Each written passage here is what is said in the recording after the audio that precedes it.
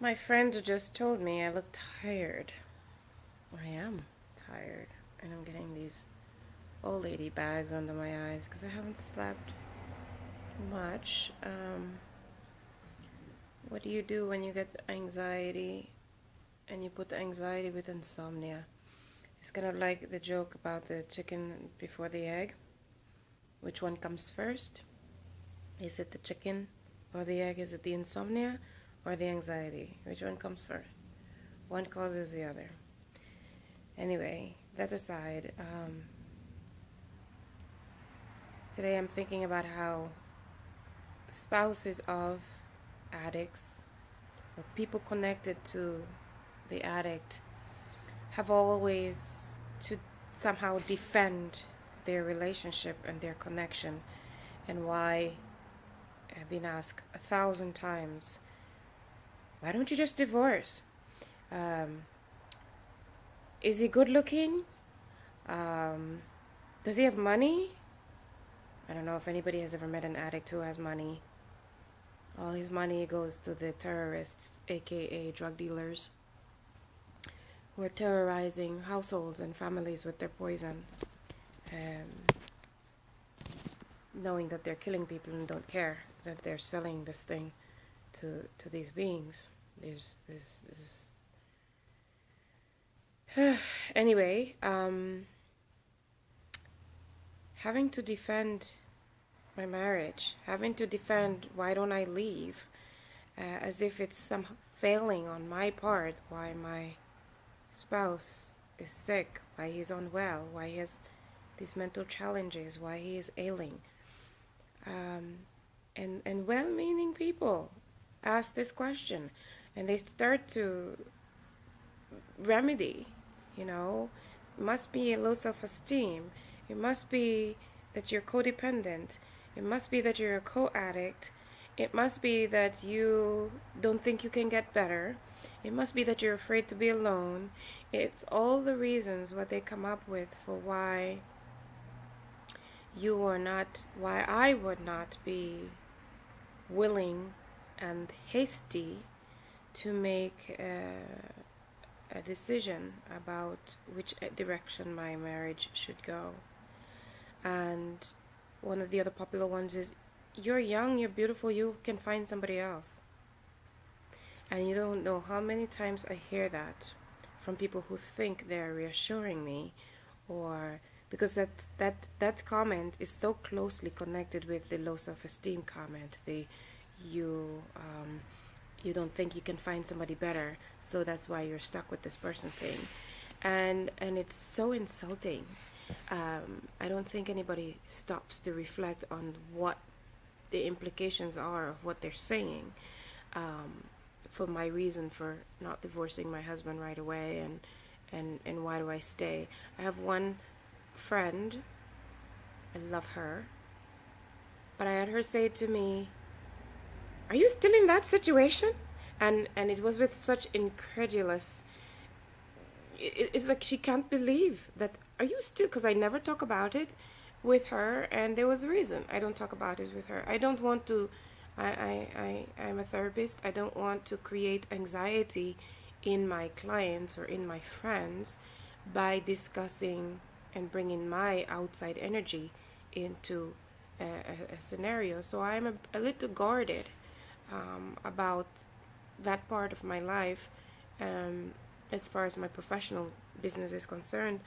But the shock and the incredulousness of, why am I still in this situation, is that somehow I don't have the self-esteem to push myself out of it and to move forward. And people love to remind me that my husband is not my responsibility. They love to tell me that.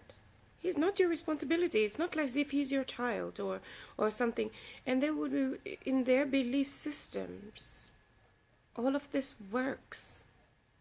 If you have something in the house that's useless, get rid of it and go buy another useless thing and put it in the house. Or try to find something more useful, thinking that won't ever become useless. And the Western belief system, where you can be married for a minute, and 12 days and 72 days and 1 week and 2 weeks and just run to get an annulment. And it's at the core of why there's such a breakdown in our society, such a breakdown in family relationships. You want to break a society? Start breaking down the family. You want to break down a community? Start breaking down the family. Strong families with strong values that take care of each other, whether you're sick, healthy, robust, young, or old, are the families that survive civilizations. We are still shaming the addict. We're still criminalizing the addict. And by extension, we shame and entitle and name even more so the families of, the spouses of, the loved ones of. And no one stops to think about how much hate is packed in those statements, how much they put the person down by calling them a codependent or calling them, and sometimes it is true. Sometimes someone is codependent and co-addict, and they live their life, what they identify this type as in Al-Anon is, that's the other word, you're an Al-Anon. Driving down the street from bar to bar looking for your spouse, or you know where the crack houses are and you drive around looking for them. And there are some that do that. But what about the people who just genuinely care and have a somewhat spiritual grasp of what's happening with their person and makes that personal decision not to leave them out in the cold? Take precautions, yes. Protect yourself, protect your belongings, maybe protect your personal space even. Set boundaries, protect your home. Protect your valuables when you can. And again, just like with the fires, it's material things can burn up in a minute and now you're left without. So how much are you putting on the importance of these things? Here is a broken spirit. Here's a broken soul, a damaged, destructive person. And just as angry people create anger, sick people create sickness. Unhappy people create unhappiness. How about, I mentioned in my one of my other videos about choosing to be kind, especially to the unkind. It is keeping the focus here, and who do I choose to be in this destructive scenario? Who do I choose to be? Am I the one flower? Am I the one flower to grow up out of the cement, the foundation, the destruction of that house that was just burnt down? Am I that one flower that's going to see some fertility? And I say cement because you've seen it. You've seen that one plant that rises up out of the cement of an abandoned and demolished building, because somehow it found place to put a root, and it found that it was strong enough to stand up and push through the cement. That's a great metaphor for the strength and for the empowerment, the personal beliefs that a woman or man or a family member or a loved one of someone struggling with addiction, that's a metaphor for the strength that they will need. And here they have well-meaning people around them. It's like before they have time to push through the cement, or while they're pushing through the cement, someone is stomping on it and with a smile, because they mean well and they want for this person to feel supported. And they remind you that you need to run as far away from you can. Remove this person from you because they're no longer human, because they have a mental problem, or because they have an ailment, because they have a sickness.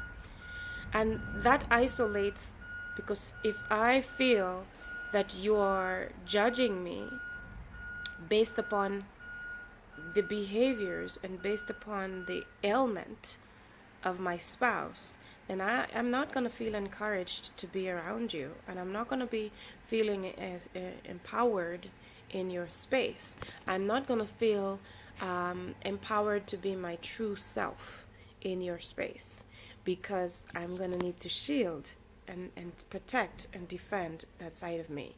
No one who stand before God and men and take the vow in sickness and in death I do understands when those words come out of their mouth, the strength and the power behind that commitment. Of course, again, it has to do with your belief system. I'm not the girl that's going to run down to the church and to the judge and whomever the next day and annul it and say I didn't mean it, or because now that I find that what I bought and brought home was broken and that there is a no return policy, I feel okay, then I'm stuck with it. How about we find another purpose for that broken thing?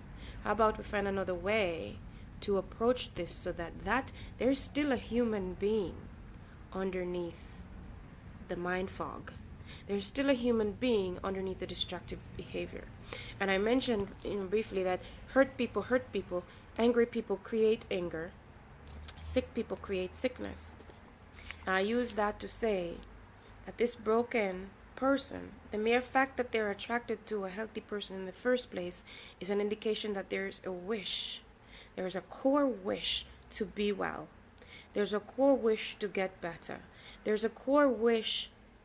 It's like you're living in two different realities, and they're in their reality wishing they could be with you in your reality. It is trying to look across the ocean and see what's there. And when they see you, they say, man, I wish I had my grasp on life the way she has a life, a grasp on life. I wish I had the life skills that she does. I wish I had the strength. She's a strong woman. I want to be that. And of course, because they're, where, depending on where their arrested development begun, maybe they're 53, but they're actually 7 years old in their being. And their maturity and insecurities, they don't know yet how to learn how, and don't maybe have the capacity because of the drug use and alcohol use or whatever, to grasp what's involved in becoming that strong and learning those life skills. So in their effort to try to rise up and push through, they end up tearing down to some degree. And it is what happens, or what could happen, if that person, that support system, that love spouse, family member connection is not strong enough. Then yes, they can become pulled and sucked in to the fog, the abyss of the destruction. But I like to see myself as that flower that grew up through the cement. My life has not been easy, and if anything else, I believe I've come to learn anew. I have stretched myself in my belief and in my being and in myself and in my home to come to a new level of compassion that I never thought was possible, and I'm still not finished growing. But taking a spiritual path towards this uneven yoke, that was what it did for me, and it still does for me. That is not to deny that there's consequences. That's not to deny that when this plant pushes up through the cement of the sidewalk and the foundation of this broken building, that it still doesn't have to deal with the elements. Because remember, the building is demolished, and all you have is a little bit of fertility you find under the grass, under the cement, and then the cement. So the cement, what that I've had to push through over the last 5 years, almost 6 years, to walk through this. There's no denying that there's, scratches and scrapes and bumps and bruises and confusion. Oh, you're going to be talking another time about the confusion. because this is what's happening in the mind. Confused people create confusion. People that are out of control, in an effort to gain control in their surroundings, will make that surrounding off balance and make it out of control. So this is what is happening with with the addiction and the people that's going through this. But I want to put it frankly that when you are trying to give support and comfort and be empowering to a spouse of, or a family member of, or somebody who just is a friend that cares deeply about this addict, think about your words. Understand that your belief system that you're projecting now on this person might have nothing to do with why I am there. Somebody once told me, actually it was a therapist that once told me, that like attracts like. So I must be, in some capacity, like my husband, like the addict, and that's why I attracted him in the first place.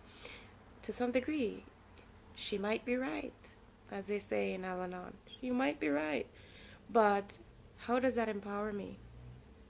How will your comment empower the person to whom you speak, dignify and empower? What is the purpose of what you're saying? When you express your frustration at me for not divorcing my husband, a decision that I have to make and a consequence I have to live with, where are you when I have to make these decisions? And after I've made these decisions and you've gone home and curled up with your person, where are you when I'm left alone with the feelings and the consequences and the spiritual ramifications of this? Think about what you say and what your intention and your purpose is, and state that in the way that you try to empower people who are dealing with a spouse or a loved one, whether it's a child or anything. And this is coming from my core and my frustrations. I will address some of those things at another time, but for now, I'll go rest my tired eyes. Speak your truth. Walk your journey. No one can do it but you.